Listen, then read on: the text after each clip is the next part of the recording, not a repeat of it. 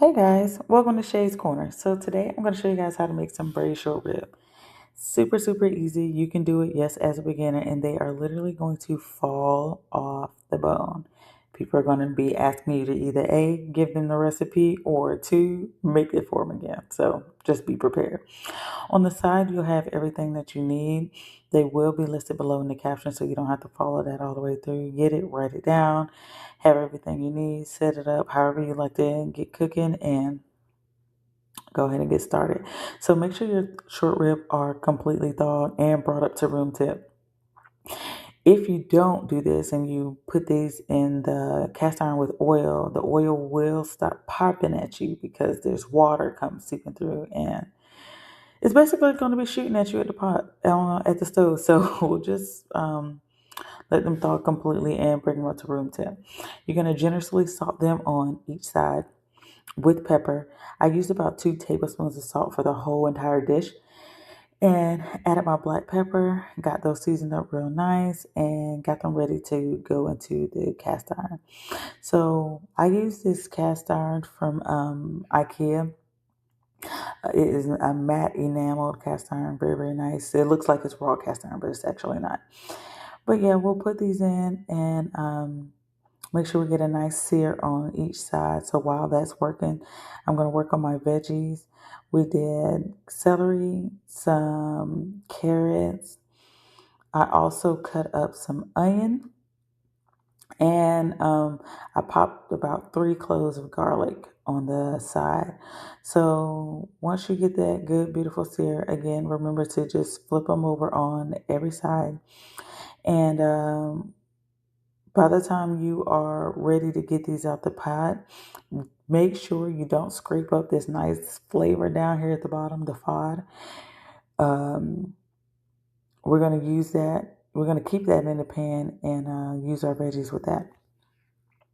So once we take our short rib out, we're going to add in our veggies that we just chopped up. And be sure we're going to cook it down a little bit. Add your 2 tablespoons of butter. You're going to add about a tablespoon of thyme and rosemary. I didn't show the whole thing in here, but I ended up having to pop both of these open to make sure I got a good amount of dried herbs in there as well. And so you're going to give that a little cook down. You're going to cook them till your veggies are basically soft. Or just cook them down a bit. I guess you could say probably like 2 minutes, not too much.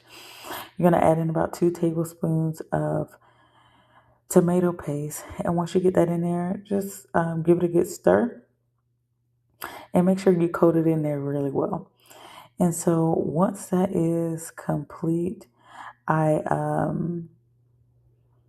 was drinking. So I forgot to deglaze with my wine, but you'll deglaze with your wine about 1 and 1/4 cup, and add in 2 cups of broth. You're going to put your meat back in and in the oven for 3 hours on 325. Once you are done, you're going to get this beautiful looking pot of short rib. Be careful because they're going to slip off the bone. They're going to slip off the bone. But I put my short rib to the side, and I like mine a little chunky. So I use my immersion blender to just knock down a little bit of it. Most people will strain it. I did not. But if you strain it, just strain the veggies off to the side, and you can use the juice that's in the bottom of the pan to top your short rib with. So one of my favorite things to do while I'm cooking, well, after cooking, obviously, is to plate food. I love it. I love making my plates look very pretty. Maybe I should change my name to Pretty Plates or something like that. But yeah, so it was very simple, very delicious. I did some chunky mashed potatoes, creamy chunky mashed potato. Used that sauce that I broke down with my immersion blender, like I once said. Topped it with some fresh parsley, and there you go. A beautiful plate of braised short rib, and it will have the guests or whoever you feed it to, or maybe even yourself, saying, you know what, I got to make that again.